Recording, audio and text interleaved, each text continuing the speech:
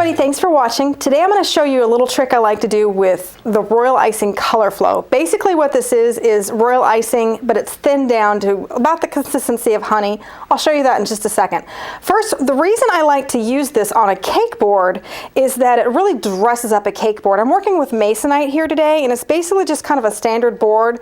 It can be a little bit boring if every cake you use the cake drums. It's nice, it's finished, it has a good presentation, but if you want to take it up another notch, then to decorate your cake board is the thing that you should do.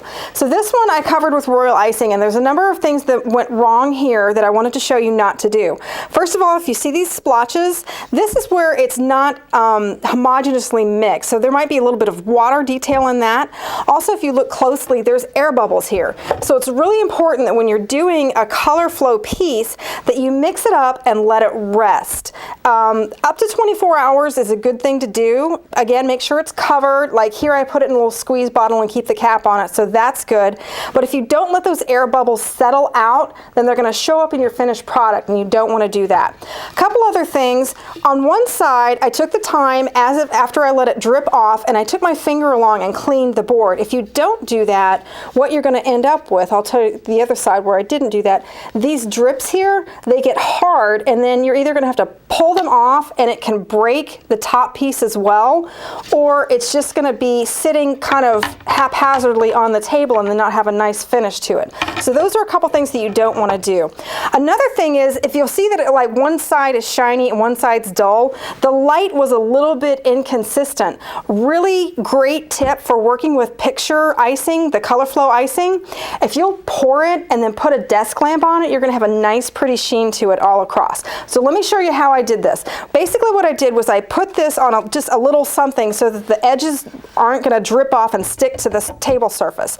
So I'm going to go ahead and start pouring out my color flow icing, and I did it in a little avocado green here so you can see it. But basically the right consistency, if you'll see, it rests on itself, it holds its shape for a few seconds, and then it starts to fall out. So that's a really good consistency that you want there. So I'm just going to continue to pour this out, and you'll start to kind of turn your board a little so it falls all over the exterior of it. And you're just going to take your time with it. Probably enough on there. And I'm just going to keep turning it and keep turning it. And I'm not going to worry about it dripping off the sides. I always like to finish these types of boards with a nice ribbon or something like that. But if you just take your time and let it go ahead and ooze on out to the edge, what you're going to end up with is a nice shiny finish to the board. You'll let it dry hard for several days, up to a week ahead of time is great. And make sure these are so pretty, people tend to want to touch them, so don't let them do that. Hide it in a spot where it's going to dry nicely. Again, with a desk lamp on it in the first 24 hours is really ideal. But if you'll just take your time and go around that, and then once it starts to drip off like this, once you have the whole thing covered, you're just going to take your finger along the edge and make sure there's not drips that are coming down that are going to harden there.